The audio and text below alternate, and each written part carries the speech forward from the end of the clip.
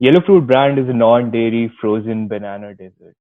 It's a family-owned business, and how the idea was conceived around the dining table, and Andrew and Claire have named the three variants of the dessert after their kids. I mean, that's such a cute story. We have Andrew with us today. Thanks for joining in, Andrew. It's my And pleasure. just to start off, why don't you tell us more about the brand and why you started it in the first place? Sure.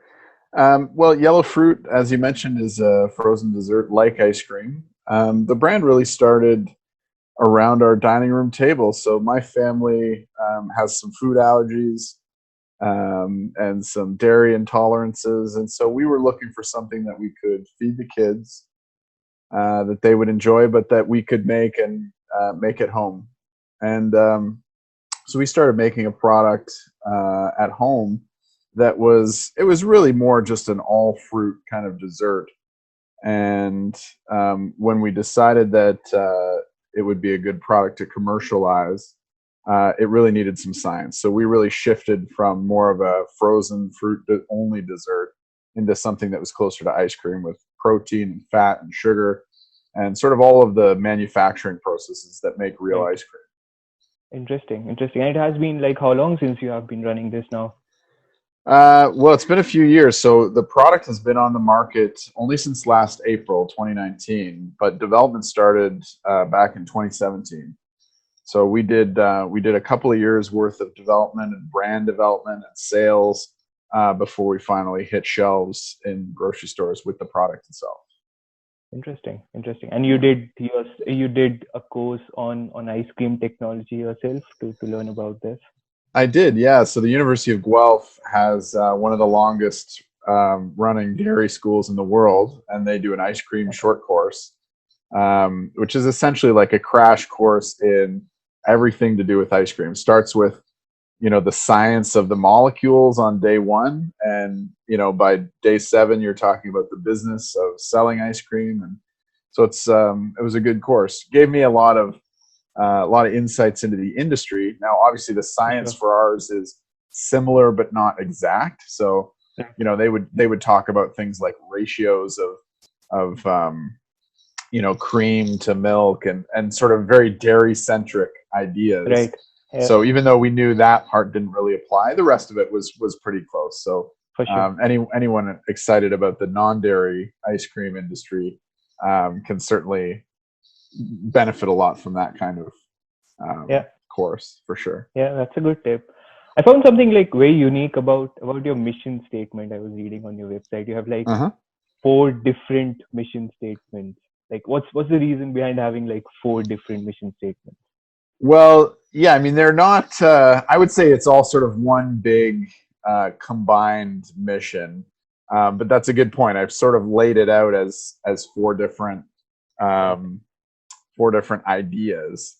But for us, really, we still have a central mission of basically, creating good food, um, and making sure that we don't focus on just one thing. So, the reason I sort of structured it like that is because, oftentimes people have company missions that are very singular and they Right. lose focus on other things. I wanted to make sure that we were clear that we want to make good food.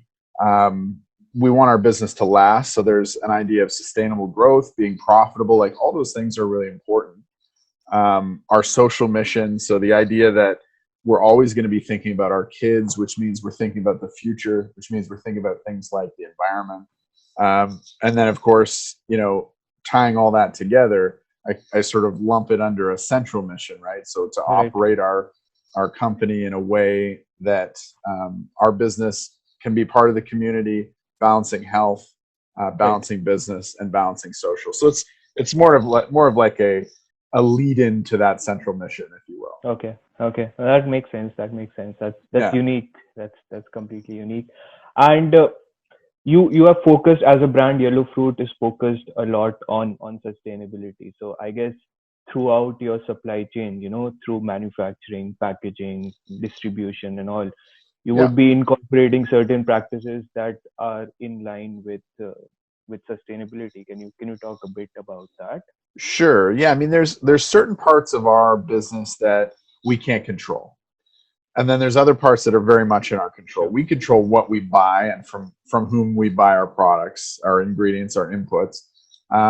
But we also don't control how things get to the shelf in the grocery store. So we really had to focus on what could we control. Right. So from an environmental point of view, the biggest impacts are really the inputs, the ingredients themselves, and how they're treated, how they're grown, etc. And then the packaging, right? The packaging is something that has a really big impact on the environment. And so, if I touch on that first part first, something like banana puree, which is our biggest component. Right. Banana puree is an ingredient that you can make from ugly bananas. So the Right. biggest impact in sustainability that we have is actually just saving essentially on food waste all of the bananas that aren't perfect, that aren't going to make it to grocery store shelves. They get Right. tossed in the puree bucket. So that's sort of our biggest impact. And then the packaging at the other end is probably our next biggest impact. So we use a cup, an ice cream cup from Stanpack, which is a manufacturing company here in Canada. Right. It's SFI certified, so they're sourcing their paperboard from sustainably managed forests, right? So they're always regrowing more trees than they're taking out. It's a good way to do it. Yeah. There's recycled components as part of the chain, but really making sure that whatever virgin materials you're taking out of the planet, you're putting back even more. That was really important to us. Okay. Yeah, I mean, those are the two big ones. Okay. Okay. I've seen a lot of videos about your banana car and all. So Yeah. that's a cool thing. I think that's a great PR marketing stunt, and I guess that would have worked for you as well. So what do you go to your sales meetings and all in that? I wish it were my car. So actually, that car belongs to a hot rod car builder enthusiast named Okay. Steve Braithwaite, and he built Okay. that car in 2011 in Interesting. Michigan. Okay. So he still to this day drives around in that car. And last summer, I reached out to Steve and said, "Hey, we're launching this banana-based dessert," and I invited him to Canada, and he basically added a leg to his North American tour with this car to go through Canada. So we put Yellowfruit on the side. So it was more of a marketing ploy Right. Right. than I didn't buy the car or anything like that. It Okay. also doesn't have a roof, so it makes it tricky in the Yeah. winter here in Canada. Whereas he For spends his sure. summers down in like Arizona and California and that kind of Okay. Yeah. Makes sense. Okay. Okay. And you've managed to grow till this stage with what, like two full-time employees? You're still thing. Just me and my wife. drafting, just you and Yeah, your wife? just That's just me and commendable. Claire. Yeah. Claire and I are co-founders, partners. But yeah, we don't have any employees. We managed to design the business to be somewhat scalable, but also outsourced. So I Okay. use some contractors to do things like PR and marketing and graphic design, Right. event management, that sort of thing. And then we have suppliers that are co-manufacturing, doing distribution, that sort of thing. So there really hasn't been a need to grow our full-time employee base yet. Okay. We've managed to get this far without having to hire employees. Now we're very close to sort of reaching that tipping point where I'm kind of running off my feet, but we're not there yet. Mm-hmm. Okay. Yeah. I think that's a smart move. That's a smart move. And you have as a new brand, you have been quite successful, in getting into stores like Metro and all that. Like, Mm-hmm. so what has really worked for you there? Like, if you want to advise like new age CPG companies who want to get into the shelves of these stores, like what would your advice be there?